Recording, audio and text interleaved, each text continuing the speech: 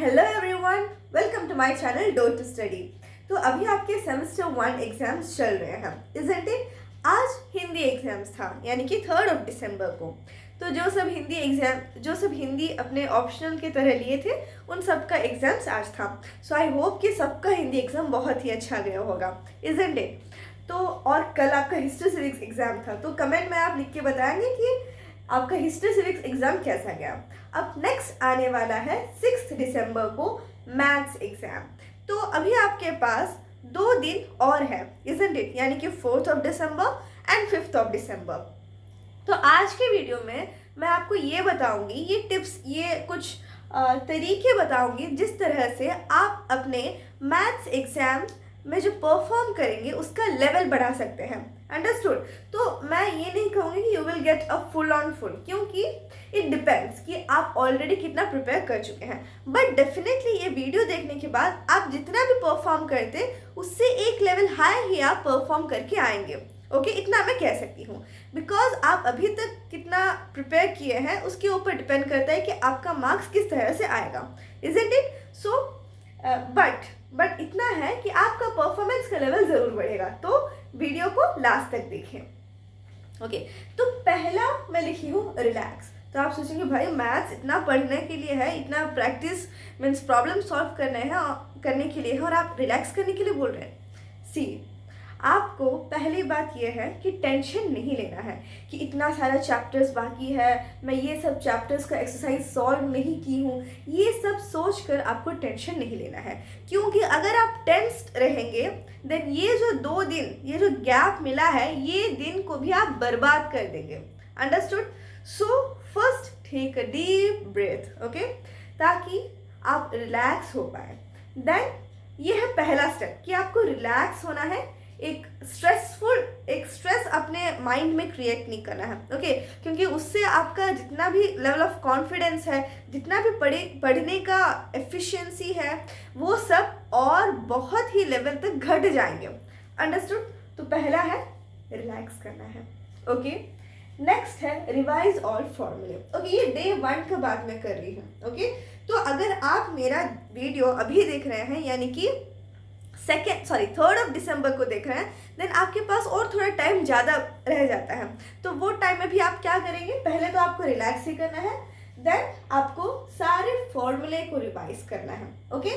तो अगर आप आज देख रहे हैं या फिर 4 दिसंबर को देख रहे हैं, दोनों ही टाइम में आपको सेम ही चीज़ें करना है। नेक्स्ट है रिवाइज ऑल फॉर्मूले। तो जितने भी आपके चैप्टर्स हैं, सारे चैप्टर्स के फॉर्मूले आपको रिवाइज करना है। अंडरस्टूड? सारे चैप्टर्स के फॉर्मूले, कोई भी फॉर्मूला नहीं छूटना चाहिए। तो यू हैव अराउंड 9 चैप्टर्स, इसीलिए ये सारे चैप्टर्स के फॉर्मूले को रिवाइज करने के लिए आपको थोड़ा टाइम लगेगा। सो इसलिए पहले आप क्या करेंगे? सारे चैप्टर्स के फॉर्मूले रिवाइज करेंगे।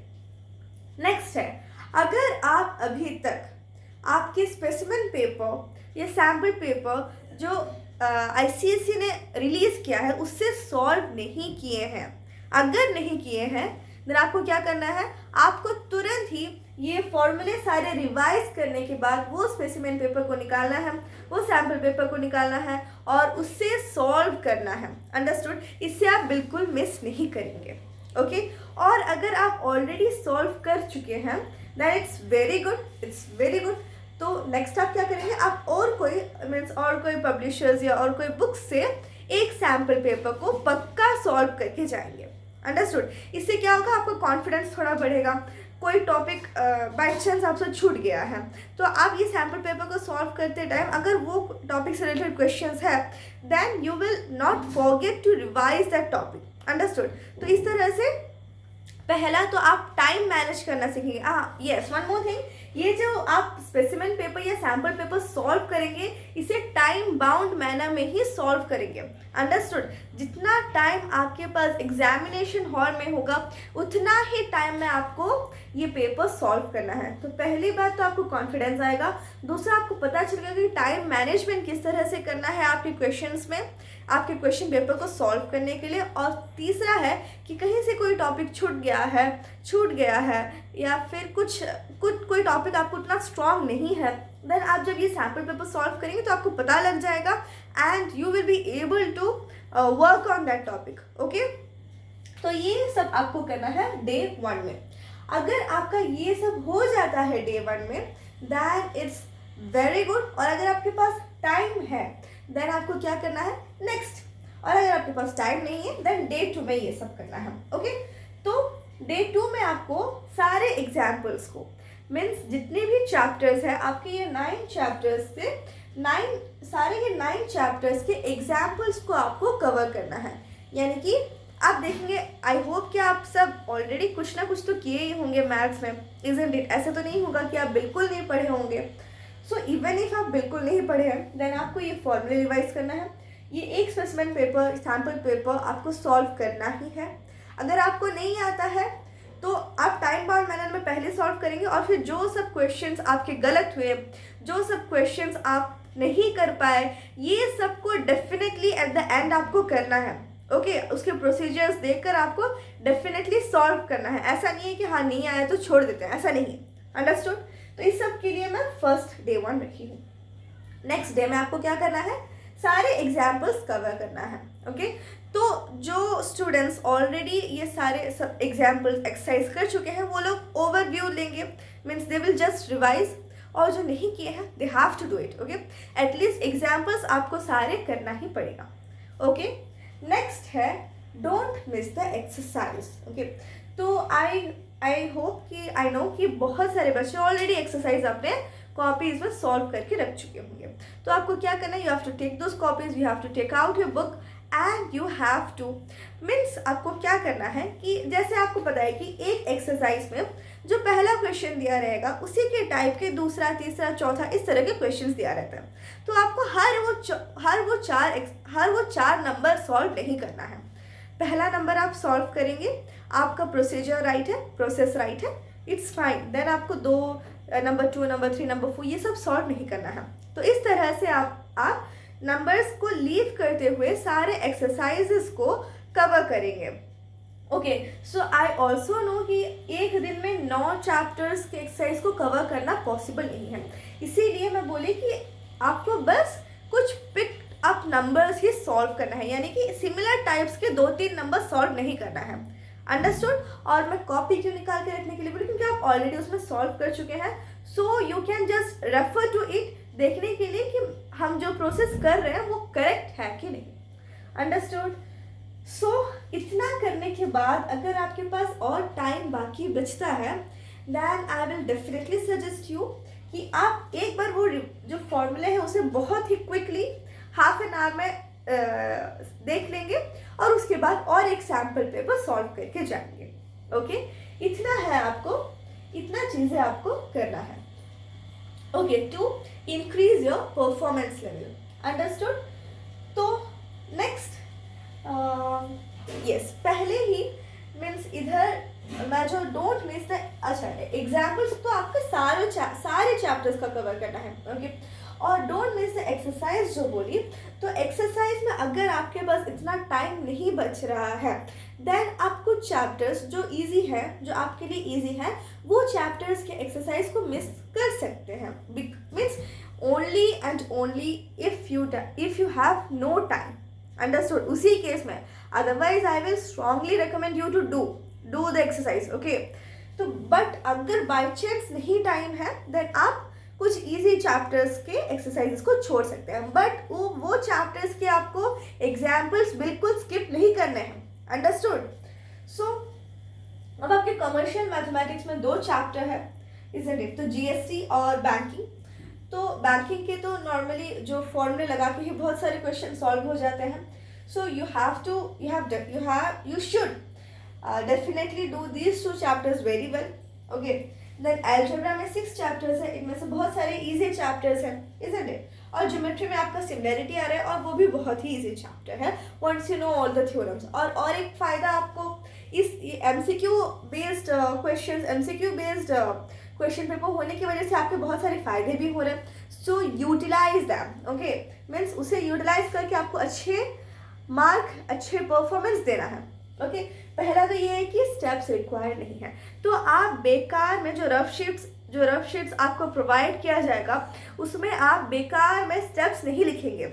लाइक सिमिलरिटी का, अगर सिमिलरिटी चैप्टर से कोई क्वेश्चन आता है, देन हम वो क्वेश्चन को देख के ही हमें आधा से ज़्यादा पता चल जाता है कि हाँ ये ऐसे ऐसे सिमिलर हो रहा है, तो इस तरह से इधर CPCD से ऐसे ऐसे आपको आइडिया हो जाता है कि ये सिमिलर ट्रायंगल है तो ये रेशियो हो जा रहा है, तो इस तरह से आपको आइडिया लग जाता है। तो उसे सब आप बैठ कर रफ शीट में नहीं लिखेंगे, जितना आपके माइंड में हो सकता है।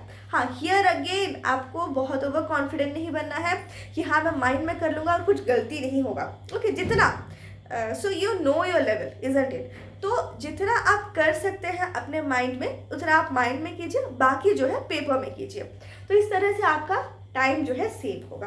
फर्दरमोर, पहले जब हम पूरा subjective based question paper solve करके देते थे, हर एक लाइन लिखना पड़ता था, तो उधर ये होता था कि अगर 3-4 मार्क्स का क्वेश्चन आता था, इजंट इट, एक क्वेश्चन 3-4 मार्क्स का होता था, तो कहीं पर अगर एक स्टेप छूट जाता था देन हमारा मार्क कट जाता था। बट इधर आपको वो टेंशन लेने की कोई ज़रूरत ही नहीं है, इजंट इट। तो वो एक आपका फ़ायदा होगा।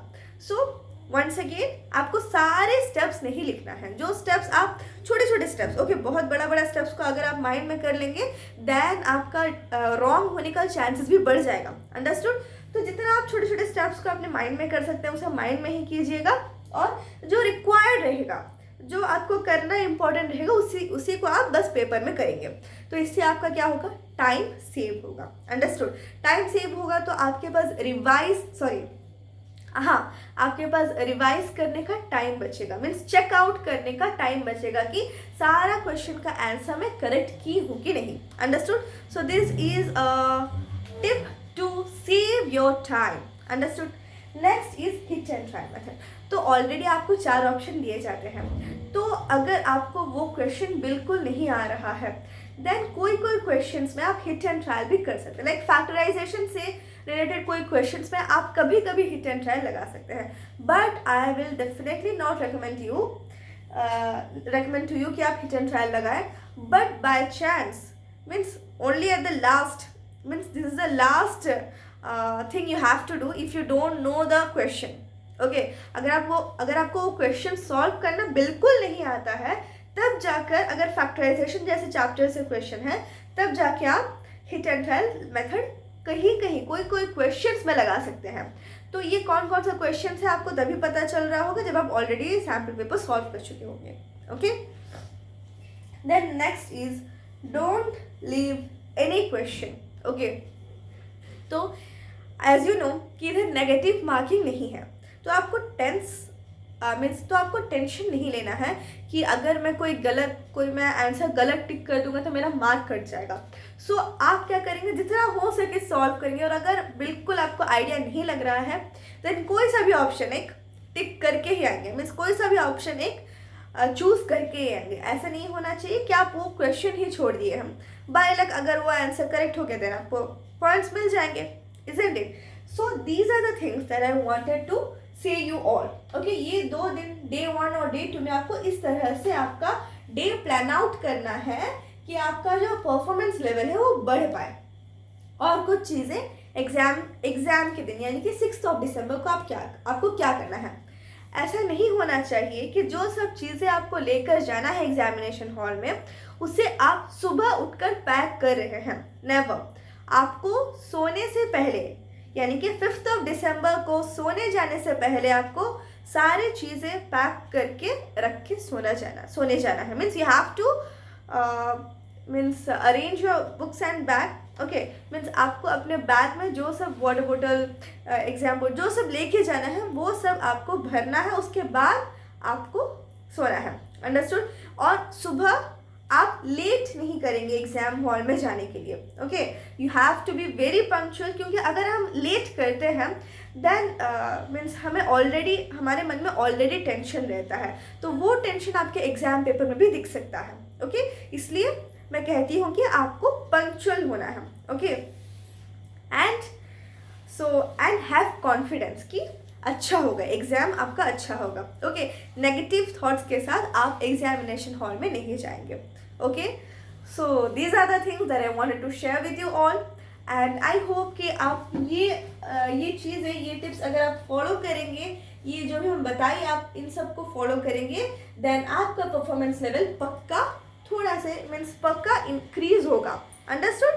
सो till the next video, keep studying and bye bye. And one more thing, I know that you all will come out with flying colors. Okay, so all the best for your exams, and don't forget to comment down in the, and don't forget to write your comment in this video कि आपका history civics exam कैसे गया. Okay, so all the best for your exams. Keep studying and bye bye.